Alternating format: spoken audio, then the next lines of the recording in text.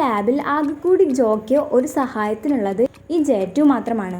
അങ്ങനെ ജേറ്റു ജോയോട് പറയുകയാണ്, എനിക്കൊരു സ്വപ്നമുണ്ടായി. ആ സ്വപ്നത്തിൽ നമ്മൾ രണ്ടുപേരും ഒരു കാറിൽ യാത്ര ചെയ്തുകൊണ്ടിരിക്കുകയായിരുന്നു. കാറിൽ യാത്ര ചെയ്തു എന്ന കാര്യം കേൾക്കുമ്പോൾ ജോ ഒന്ന് ഷോക്കാവുകയാണ്. എന്നിട്ട് ജേറ്റുവിനോട് ചോദിക്കുകയാണ് അതിനുശേഷം എന്തുണ്ടായി എന്ന്. അപ്പോൾ ജേറ്റു പറയുകയാണ്, അപ്പോഴേക്കും ഞാൻ ഉണർന്നുപോയി എന്ന്. ഇത് കേൾക്കുമ്പോൾ ജോ ഒന്നും മിണ്ടാതെ നിൽക്കുന്നു. അപ്പോൾ ജേറ്റു വീണ്ടും പറയുകയാണ്, അവർ നിങ്ങളോട് സംസാരിക്കാൻ താല്പര്യപ്പെടുന്നു എന്ന് തോന്നുന്നു എന്ന്. ഇത് കേൾക്കുമ്പോൾ ജോ വളരെ സന്തോഷത്തോടു കൂടി ആർക്കൈവ് എന്ന ഒരു മെഷീന് മുന്നിൽ ചെന്ന് ഇരിക്കുകയാണ്. അങ്ങനെ ആ മെഷീന് മുന്നിൽ കുറച്ചു നേരം ജോ വെയിറ്റ് ചെയ്ത് ഇരിക്കുകയാണ്. അപ്പോൾ ആ മെഷീനിലേക്ക് ഒരു കോൾ വരികയാണ്. അത് വേറെ ആരുമല്ല, ജോയുടെ വൈഫായ ജുവലാണ്.